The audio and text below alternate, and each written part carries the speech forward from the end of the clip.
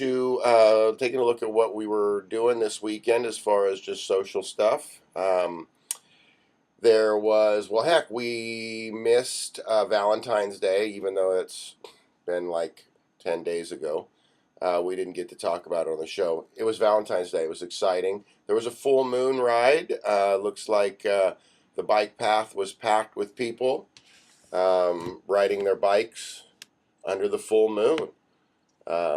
Another great event that has been progressed from some people there at Bike Bakersfield, as well as the local yokels. Love to see that. And then, of course, this weekend, as far as bicycle racing and stuff, there was Sam Ames and Keith Barndon in the Sam Barn promotion crew through the Foothill Classic. Excuse me. That was out at Hart Park, Dawn Hart Memorial Park. Beautiful setting out there. Looks like a lot of people were out enjoying great weather. It truly was sunscreen weather yesterday. Springtime in SoCal. For me and this show, primarily the big news and some things that we want to talk about and we want to lead up to is obviously the soft introduction of our Vision Zero program and the Vision Zero our Vision Zero movement and subsequent programs that will allow us to move our agenda forward with the Vision Zero Kern plan. And we'll get to that. I really feel that that is actually the most important thing that I want to bring you guys. It's probably the most important thing that I've brought anyone here in this community. And I feel like it's the culmination of a lot of the efforts and direction that we all want to see our community go in. But we'll get into that here because we need to maybe take one more step back and look at an article I posted. This actually will probably be in the Community Voices today or tomorrow, or who knows, maybe it won't be. But it's a piece that Solo Lobo, El Lone Wolf, it's a piece that I wrote after a visit in the hospital with a young man last week, who was hit on our roadways, minding his own business last Monday. It's actually a week ago.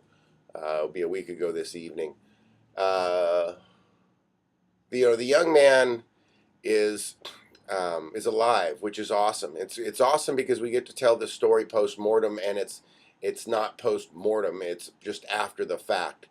And that is unique because it doesn't happen. And when I tell the story, you'll understand how unique it is. But I want to go back to something that happened earlier in the week, and I'm going to see if I can actually find it on Bookface. There was an article written by a gentleman from the Bakersfield, Californian, that we're gonna be nice this morning. I was watching what is the name of that? I was watching The Life of Tina Turner with Angela Bassett in it, and I like the part where she says, "We don't do things. What's love got to do with it?" I like the part in there where she says, "We don't do much nice. And we don't do much easy." So we're gonna be nice this morning, and we're gonna reflect on the fact that this person who wrote this article was just out of touch, had a bad day, didn't quite understand the parameters of maybe what their words could, how they could reflect and influence and make people feel. But the article was a terrible piece about a young boy who was hit and killed over off of 30th Street. I believe this was actually 2 weeks ago that this young boy was hit. And he was not so fortunate enough to have made it through this occasion. And the article itself emphasized his economic situation, the number of siblings he had. So his socioeconomic status was touted several times in the article, which, on one aspect it was to show that the child was an independent child and, did this and did that on his own. But I really think that it goes into the wrong direction. And the reason, not just for the empirical or the circumstantial evidence that it doesn't feel good to my heart that I say this, but I actually, and I was reminded of this yesterday. I was riding up Panorama in a very good neighborhood that has, you know, plenty of traffic, and I watched this young woman whom was pregnant. But she was in an affluent house, mind you, so she didn't socioeconomically match up with the young woman whose child died a couple weeks ago. But she was doing the exact same behavior. She was crossing mid-block with her kids, and the younger child runs out in front of her. Not far, not far. But if an unattended driver or a wildebeest or a freaking tiger was out there, yeah, she could be, that child was exposed. Um, but I think it's so easy for us to blow that behavior off onto other people. And I think it's typical of us as humans anyway. Well, look what Bob's doing. If Bob would clean up his act, everybody would be perfect. Well, I got news for you. It isn't just what Bob's doing. I bet there's a ton of stuff that we do that bugs Bob that we don't even know. So I want to kind of give a kudos to some people in the community for actually calling out the article. I often make a lot of noise and people sometimes blow me off, which I can understand that. But it's really nice when the rest of the community steps up and expresses their disapproval or approval of a particular idea, or provides oversight in a social manner. This is America. Everybody does have a right to have their opinion expressed. So if you see an opinion expressed that you feel is not correct, or that you have an alternate opinion of, well, then speak up. That's your duty. It's your duty to keep everybody in check. And so I really want to throw a big shout out to Natalie out there. She knows who she is. And a couple other folks for stepping up and just making the life that this young boy lost about more than just socioeconomics. And I also would like to throw out to some guys at the paper, and you know who you guys are, a big thumbs up for stepping up. From what I understand, they reached out to the people who had expressed their disapproval in the article, and came to a conclusion that they didn't do the right thing in that article. And I think that's great. I think that everybody should have an opportunity to express their opinion, and everyone should have the opportunity to make a mistake and come back from it. So kudos kudos to everybody, actually, because open discourse is how we get things moving. It's actually called, it's how we get compromise. I know it's a weird word, especially here in our society these days. Okay, so that was one of the first letters that started off my week. But I was in bed I was in bed early Tuesday morning, and I got two texts, and it was about 5 in the morning, and I got up and I saw two different people who don't know each other, both telling me that a young man had been hit, a young man that I had known. I just actually met him 2 or 3 times through Blacktop Cyclery, where he works, amongst other places.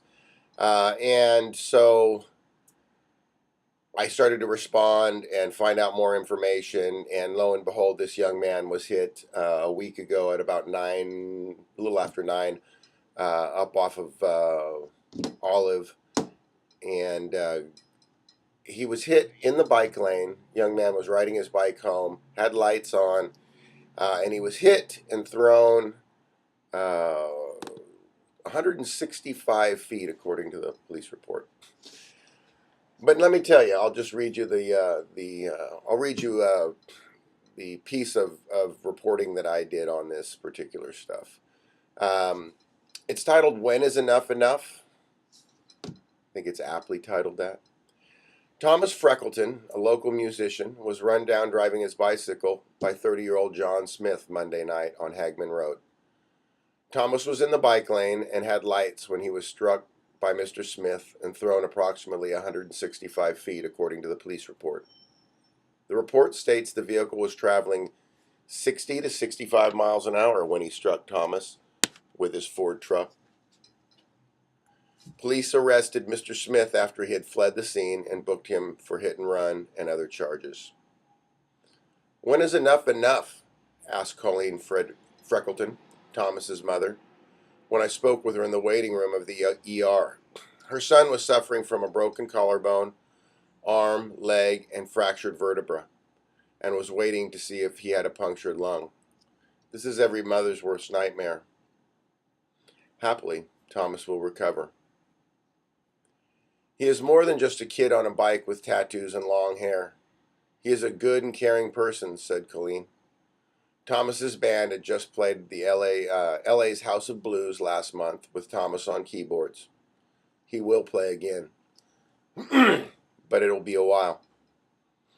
I spent about an hour with Colleen. She is a nurse and mother.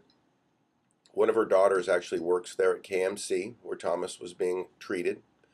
A kind and caring mom, she expressed her desire to see our community become more educated about roadway safety issues. She expressed worry about the high speeds and the lack of consequences for these far too frequent tragedies. Colleen is right. Our citizens need, they deserve a safe transportation for all roadway users. Now, in my article here, and I'll continue reading, I want to bring out, because I think it's important to notice and identify an issue, but also to be able to come at that issue with a solution is the next step of that. And so, without standing on Thomas's tragedy and just pointing at it without a solution would be sort of folly. So let me continue on, and this is where we're going to discuss the Vision Zero concept. In a bit of irony, it is a bit ironic that we at iBikeKern and Kern Active Transportation, as well as iBike Radio, along with our partners at California Bicycle Coalition, California Walks, and the California Safe Routes to School Partnership, rolled out Vision Zero Kern this last week. Vision Zero is based upon a Swedish street safety approach which treats all traffic deaths as inherently preventable. The Vision Zero campaign is now a national and statewide campaign to reduce cycling and pedestrian fatalities to zero in 10 years. We have a lot of work to do locally, as Bakersfield is coming off a record year with 37 bike and pedestrian fatalities on our roadways. To achieve this, we will use education, enforcement, encouragement, and evaluation programs throughout Kern. The program will begin in the spring and continue through the fall, repeating yearly, thus allowing for measured growth and improvements. Licensed educators, both young and old, will use League of American Bicyclists and American Walks curriculum to educate our citizens. In addition to the saving lives and improving our quality of life, creating a safer roadway experience can provide many financial benefits to our communities, such as reduced health care and transportation costs and increased discretionary income. Improving the safety of our roadway for all users is a cure for what ails us here in Kern, particularly in Metro Bakersfield. State-leading obesity rates, poor air quality, high poverty levels, low education levels, and deteriorating roads are all hallmarks of Kern.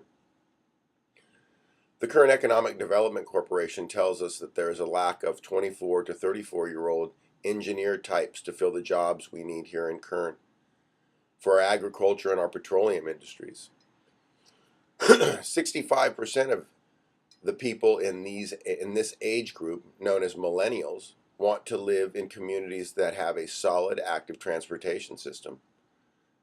These types of communities have centrally located shopping and entertainment centers, easily accessible by biking or walking.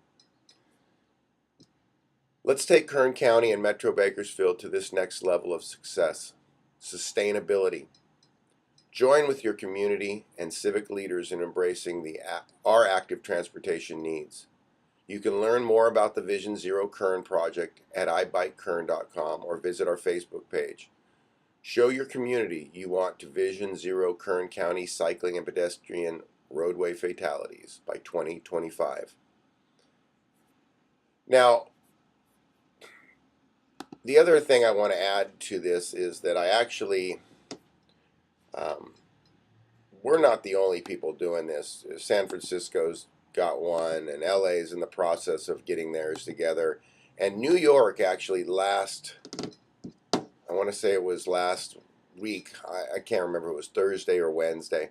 But Mayor de Blasio from New York City rolled out their 42-page Vision Zero for New York City. New York City, obviously being a large metro area, has to deal with the same issues that everyone else, but probably amplified, being that they have no roadway dollars. The money that it takes to build new roads is just not there, and so they have to make do with what they have. In fact, I'll have the de Blasio outline. I'll have the de Blasio article up on our page on iBikeKern. But I do believe if you go to the Facebook and you check out iBikeKern or any of our affiliated pages, whether it's the Vision Zero Kern, the Kern Cycle Fest, or Kern Active Transportation, I do believe you'll find it. And it's a good read because it actually goes into some of the, the concepts behind why. But if you really, what I appreciate is that the mayor himself endorses this. And if you're going to have the civic, if you're going to have people pay attention to what you're doing, you have to have it come from the top down. And one of the quotes that I really, really enjoy is that he says, our lives are literally in each other's hands. This is the quote from him at a news conference at Public Schools 75 on the Upper West Side in New York City. And he goes on to say that the central problem is related to our vehicles. It is, as much as they are going to ticket jaywalkers, and they're going to do their best to continue to educate the other sex of the roadway users, the way in which we use our automobiles and the way in which we the way we psychologically change when we get into our cars. It's like Iron Man. I made a joke with my son some years back that when people get into their cars, it's a lot like Iron Man. That all of a sudden, ordinary Joe gets into the car and he's Iron Man. He can do anything. He can run over anybody, and anybody better get out of his way because he's, I got the right and I got the muscle, and so therefore it's might makes right. And I think that that's one of those things that we have to just recognize. We have to agree that it does get to our brain a little bit. I mean, whether you're stuck in traffic in a car that can do 100 miles an hour and you're putting along at 5 miles an hour and you're frustrated and mad. I mean, I get all that, but that's self-induced, and we have to at least recognize that when we get into those metal death boxes, we have an opportunity to change. It is another tool, like any tool, that you can misuse just as easy as you can use it correctly. In fact, it's probably a little easier to misuse it than it is to use it correctly. Because last time I checked, it took a lot to drive nails in one-handed and one at a time, like a professional. But I'm sure I can find a bunch of people who can slam their thumbs real easy. So that being said, it is super important that we start taking a look at our overall roadway safety, and we get our civic leaders to start stepping up and taking this seriously. So let me get back to our specific program, which is Vision Zero Kern, and what you're going to look to see from us here as we progress this. The first thing that we're going to do, and our first goal, is to create Vision Zero Kern as a nonprofit, so that we can help by going after grant funding for bicycle education, encouragement, enforcement, and evaluation. So we can do that on our own without having to wait. Sadly,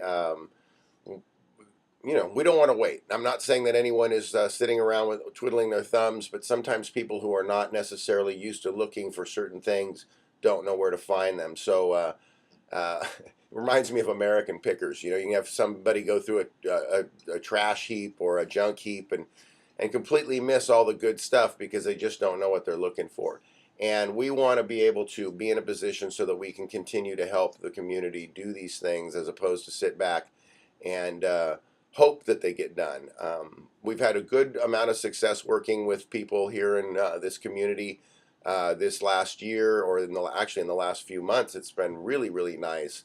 But I think that we can do a better job of that, and I think that we can help both the city and county go forward and create much better opportunities for everyone by having a centrally or a group that is centrally focused in on that mission.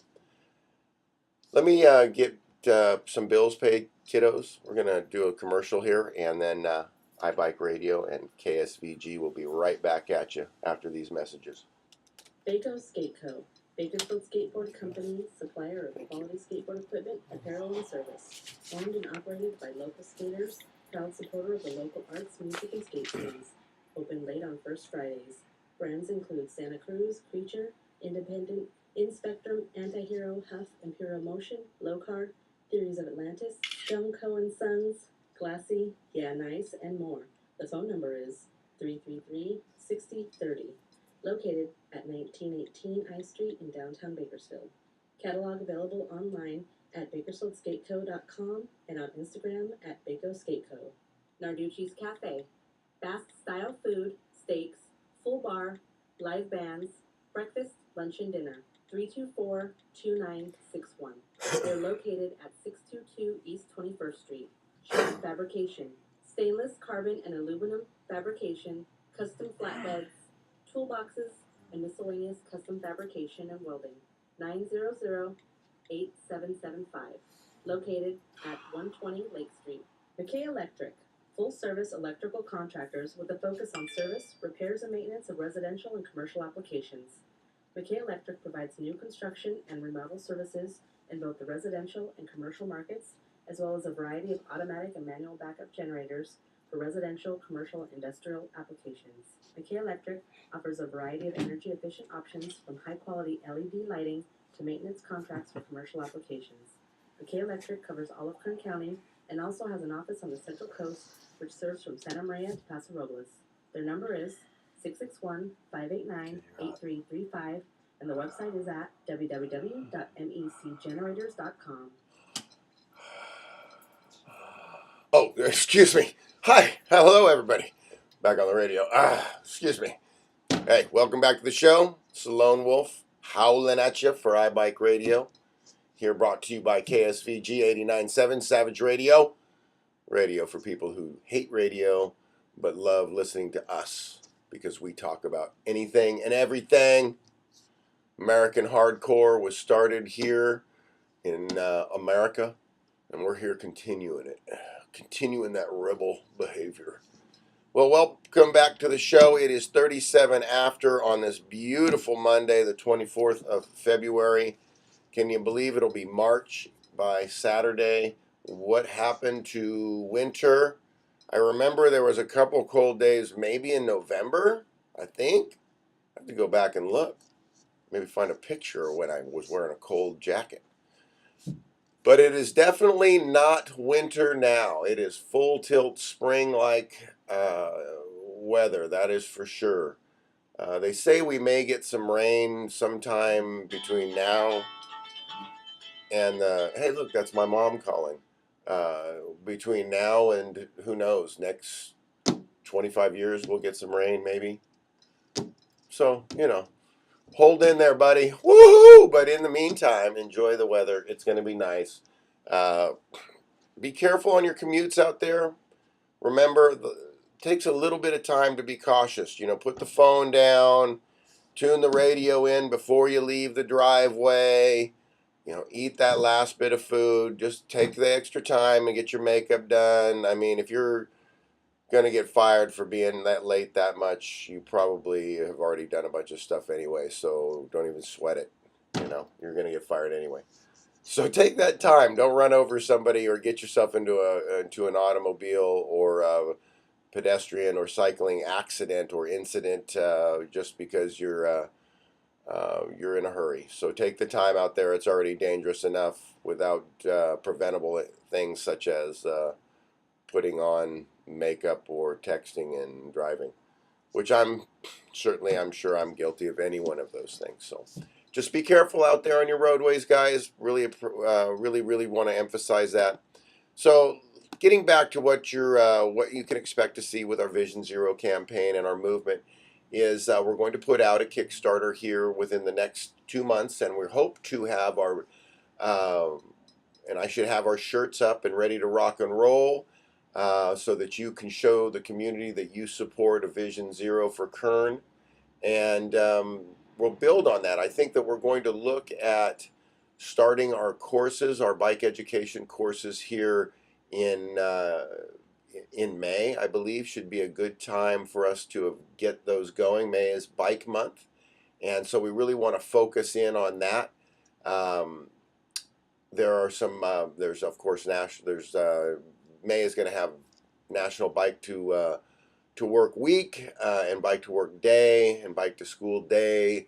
So there's a lot of opportunities for us as a community to get together and celebrate all the positive things that that are brought about by using active transportation.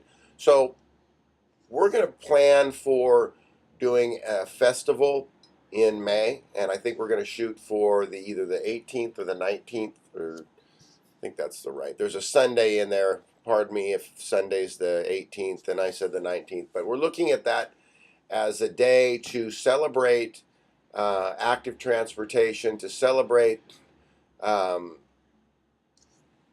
getting out and enjoying the world around us. But we really want to emphasize it around the Vision Zero. We want to celebrate the concept of zero roadway fatalities within 10 years, and we think it's extremely achievable. Portland's been able to find success at doing this. San Francisco has half of the amount of people that have been sadly killed on their roadways than we do, and they have just as many people as our entire county. So we know we can make improvements, and we know that with your help, we will continue to be able to make improvements. So, because we feel that of those 37, I mean, we really believe that the majority of them were preventable. We do believe that. We do believe that we can make a huge dent. So help us make that dent. Help us have a bigger voice. We need you. We're going to look at our event as a way to challenge people, to challenge groups, to challenge corporations, to raise funding for, and be able to come out and enjoy the day in the process of raising funding for. We will probably do a walk, and possibly we will do a ride-a-thon. I'm trying to figure out the logistics on the ride-a-thon. I'm not sure how that goes, but I know how the walk-a-thon will go. And what we want to do is get our community to get out and raise money to help us progress this program.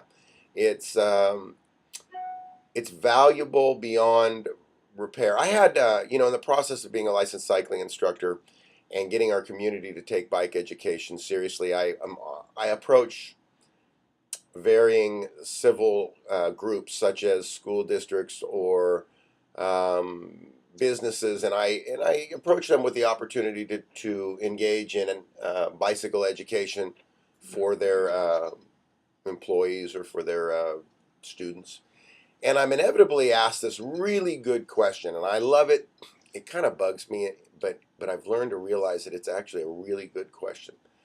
It bugs me in the aspect that sometimes if you have to tell somebody, why should I drink water? Well, your body's made of it. It is you can die faster from, not drinking water than you can eating. But nonetheless, I love the question being posed because it allows you to answer that simple thing that oftentimes does elude a lot of us. And the question I get asked is, Zach, why would we hire you as a licensed cycling instructor and pay you money to give education to our constituents when we can get free services that say they provide some sort of stuff elsewhere? Well, I love that question because it's the same reason why we don't look to get just milk from some old dude on the side of the street. The likelihood of it not being good, the quality not being good, the possibility of us getting sick or injured is extremely high, and that's why we have regulations. That's why our milk is certified and sold and has markings on there that let you know it was pasteurized and where it was made and who inspected it, when the good, when it's good till.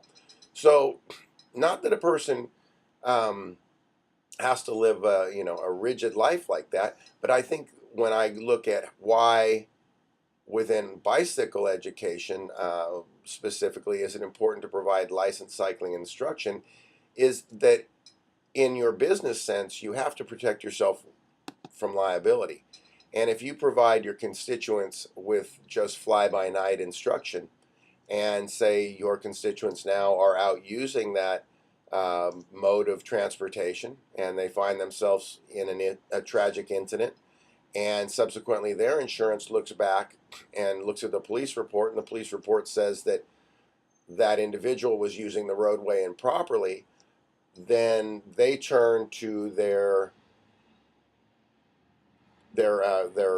they turn to whom taught them the instruction, which would be their business or their school, and say, hey, you told me this was, this instruction here would provide me the safety and knowledge, or the knowledge and thus the safety to go out and use this particular mode of transportation effectively. And you didn't. And so now I'm being opened up for liability. And I know that, for me, I hate to think of things in that manner as much as anyone else does. I don't really care to sue people, and I certainly don't care to be sued. But let me give you a more real example of why and how that can play into effect.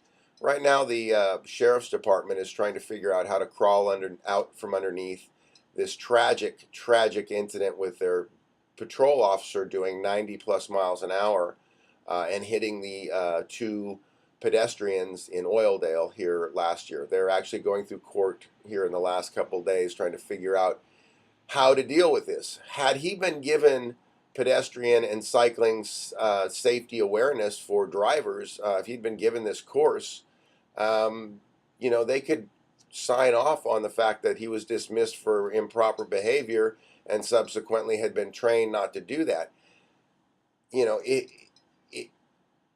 And you and I are going to have to deal with this, whether or not. And what I mean by that is we are, as county taxpayers, our money will have to go to dealing with this issue because the mistake was made, and subsequently the money that will be spent will be tax dollars from you and I. So, and relating this to getting back to bicycle and pedestrian awareness, that if you have, say, a young child who's going to your school and you provide them with fly-by-night education from the neighbor guy down the way who, he's a well-meaning guy, but he's not giving you contiguous, certified, licensed instruction from the oldest cycling and the most predominant cycling advocacy group in the United States, and that is the League of American Cyclists. And if it's not being delivered by a licensed cycling instructor, then where is your liability protection for your school? Where is your protection for that young person? If that young person's hurt, they turn back to you and they say, well, you provided this education to me, and the education you provided is not licensed nor certified, and subsequently you did not provide the service that you are, according to your Title VII, required to do. Now, mind you, school districts are a little different than businesses. School districts are required to provide a safe route for their for your children in their district to get to and from school, and that's why they're either bused or they're walked. But what we have seen, and what I think most people are aware of, is that we've had a lack of bicycle and pedestrian education programs in the last 20 years, coupled with the reduction of DMV, free DMV education. Now it is pay only, pay to play, and that you have a lack of education for all roadway users, and subsequently people who are walking to school or biking to school or driving to school have no idea really what to expect from each other, let alone from themselves. So we look to you as our community. We look to you to help us progress this wonderful opportunity to improve Kern County's roadways with Vision Zero Kern. Please, please continue to look to our Facebook page. We should have the shirts up here this week. We should. I'm waiting actually. I would have put out maybe some more details as far as specifics, but I'm kind of waiting to meet with the county and the city to see if they're willing to truly embrace this program and take it to the next level with us, because I think it makes complete sense to have the mayor and the county supervisors come out with their plan. And I think that we could do this fairly easy, and we could launch it, like I said, by May. And I think it would allow us to finally ramp up and take onus of changing the perception of Kern County and Bakersfield. Um, I'm tired of getting, hearing all the bad stuff. Let's hear some good stuff. Let's hear some of the positive things that we do here in this community. I think it's vital.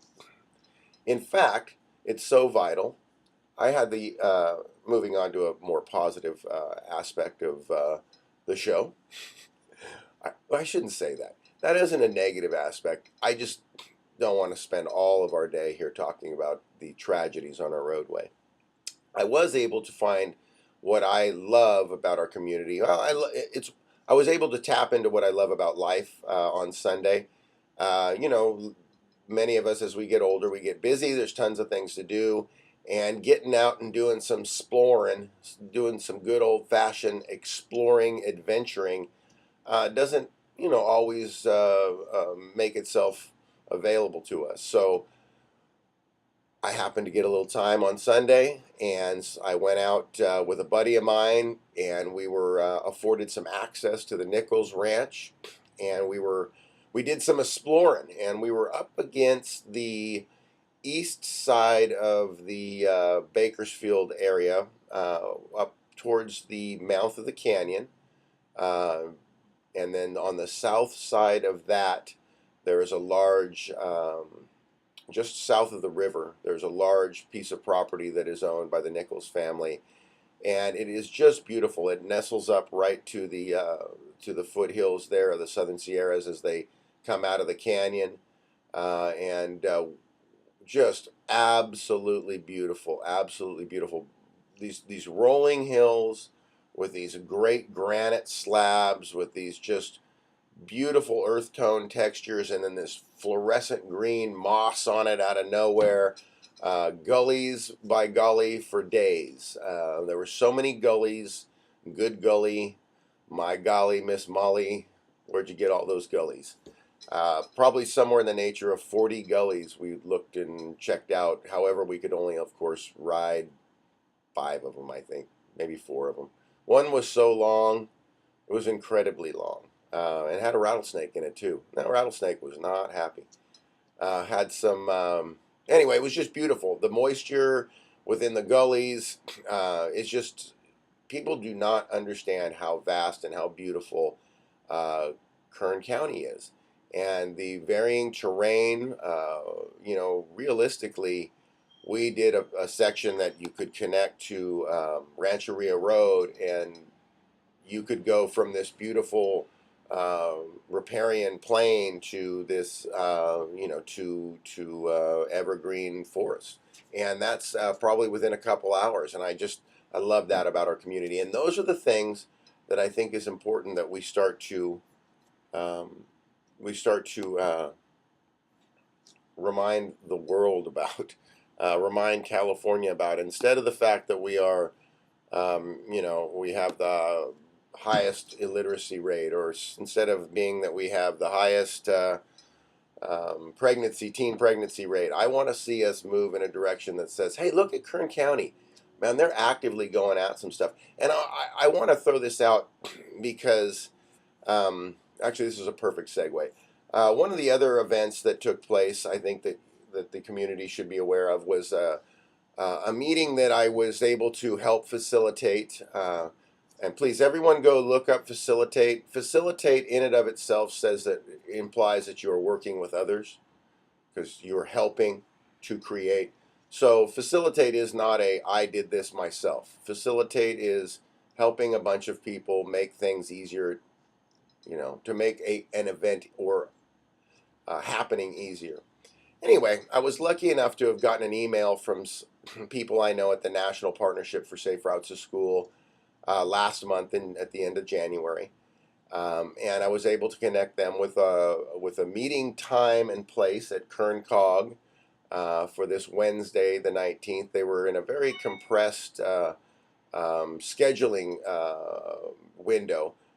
They'd made a plan to be up in Fresno on the 18th of February, and when I'd gotten the email, it was, a couple questions on who to talk to and could I connect them with, and what do you think about the climate there? Would it be worth having one in Kern County? And so we decided it would be, and subsequently we had a great meeting on the 19th, which was this last Wednesday at Kern Cog here in downtown Bakersfield in the Crest building. And what this meeting was about the new Safe Routes to School program. For those of you who don't know, Safe Routes to School has been around for about 20 years. It is a funding program, and it used to be a state and federal funding program that helps encourage biking and walking and safe active transportation in schools. Um, Depending upon which year, sometimes they would only do elementaries, or they would only do junior highs, or they would only do high schools. This new program has been folded into, so there's no longer the national or state Safe Routes to School program. It has now been folded into what is known as the Active Transportation Program, ATP. So all the federal and state funding goes into the ATP. All the federal funding, gets combined with the state funding per state at the ATP. So every state has an ATP. We here in California have 100, and it was the breakdown's a little bit bigger than 180 million, but essentially we have 180 million dollars that we have an opportunity to apply for funding of Safe Routes to School programs. Now, the meeting and the workshop was designed to get grant writers and grant writers from the varying municipalities and school districts to get an idea of how to achieve a successful grant. And the trick is that the people who present these Safe Routes to School, or these ATP programs or these workshops, they can't. It's a lot like an attorney. They can tell you what you're supposed to do legally, and they can tell you what is a good idea that other people have done, but they can't say, well, that's going to work, because it's just really not in their it's not in their wheelhouse to be able to do that. But if you're smart, you can read between the lines and you can understand what it is that they're suggesting. And what I really enjoyed was the broad scope that they were trying to encourage our community to take part in. And on a side note, although I only counted somewhere in the nature of 30 some odd people, I guess another 15 had shown up, and so I think there was a total of around 52 people who showed up for this meeting, which was much bigger than what was anticipated. I think that many people had assumed that they would have less than 20. So it was awesome to see that kind of turnout for it, and we hope that it resonated well within the groups. I have to say that I did take some temperatures. I did talk to some folks, and this is my fear in that they didn't quite get the gist of what they were saying, because it seems, anyway, I'll go to that in my conclusion. So in this workshop, they did their best to give you an idea of what would be successful without actually hand drawing you a plan and saying this is how we do it. But what they did sort of let us know is that in these grants, I'm sorry if I'm getting into the wonking a little bit too much, guys, but just so you know that the grants are split into infrastructure, and that would be curb, gutter, bike lanes, things like that, bike racks, and then there's non-infrastructure, and that's for education, enforcement, encouragement, and evaluation. Evaluation could be planning. So they really painted this picture of being able to do if you're going to do a project, you might as well look to as many partners as you can and create a large scale project. And this is kind of where I feel like the Vision Zero Kern, if it was in place right now, we would be able to lead this charge. Because what I sadly kind of am getting the feeling from, and I'm hoping to be able to get in and help people advance their ideas, clarify them, put them into a cognizant vision that they can then go after. Most of the people who do the grant writing for most of these particular school districts or groups aren't active transportation people. So for them to understand how to, say, take 7 different schools, create education programs, and work with the 7 different school districts, or work with one superintendent that allows you to work with 2 or 3 different school districts that are related to each other, either logistically or socioeconomically, and then combine that with either county and city roads, and get infrastructure written so that you can then have bike lanes or whatever happens, whatever it is that you're looking for, so that you can create a connective roadway experience for them in between those sections of schools, and then go back and create an educator and fund that educator with that grant to go and do those schools, as well as you could even fall back to the point of finding a hub where all the parents or all the buses meet, or where there's a large group of people who would use them. They call them a transportation hub, and look to finding bike share or rent a bike programs that would fit there, and going out and actively writing that into the grant. So understanding that you don't just have to write that a successful grant will not be one that does the minimum. A successful grant is going to be one that goes to the maximum and demonstrates that it can achieve all of these goals, plus looking to the future to do more and be sustainable.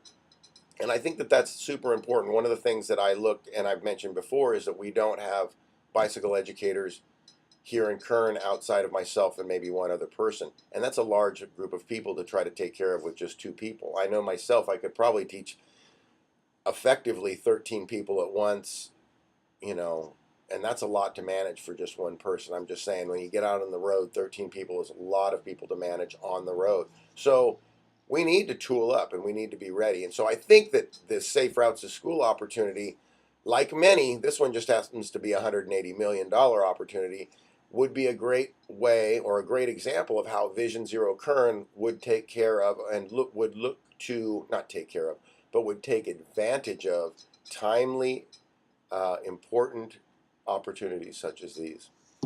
Well, guys, sadly, we're winding down.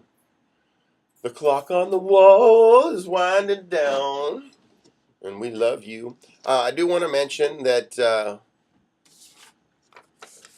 iBike Radio, of course, is brought to you by KSVG 89.7 Savage Radio, but it is also sponsored by McKay Electric. Zzz, zzz, don't shock yourself. Oh, that's my own little motto for them. And of course, iBike Radio is brought to you by La Bicicleta Boutique. La Bicicleta Boutique is a men and women's bicycling shop providing women's clothing and accessories for all biking types, from mountain bikers to city commuters, offering clinics with local cycling educators and healthy lifestyle advocates. La Bicicleta Boutique is located in the heart of downtown Bakersfield at 1820 G Street, and the phone number is 661-706-0900. That's 661-706-0900. Guys, have a great week, and we will see you next Monday. Look to iBikeKern.com for your t-shirt. Show the community you support Vision Zero, and we will talk to you next week. Guys, have a good one. Peace out. Oh! Briggs Barbecue and Catering, offering a wide range of barbecue meats, including favorites such as Texas-style beef brisket, St. Louis-style ribs, barbecue chicken, Memphis-style pulled pork, and much more. All the meats are cooked low and slow over a combination of hardwoods. Oh, yeah. Hardwoods. Low and slow over a combination of hardwood. Back that up. Open Monday through What did that Friday, girl say to 11 me? a.m. I feel 7 p.m. I don't know if until I they feel run out. right. Triggs is located at 30th and I Street at the Garza Circle in the Elks Lodge parking lot. Their phone number is 661-345-9395. Project O Magazine, Kern County's only photography and arts publication dedicated to promoting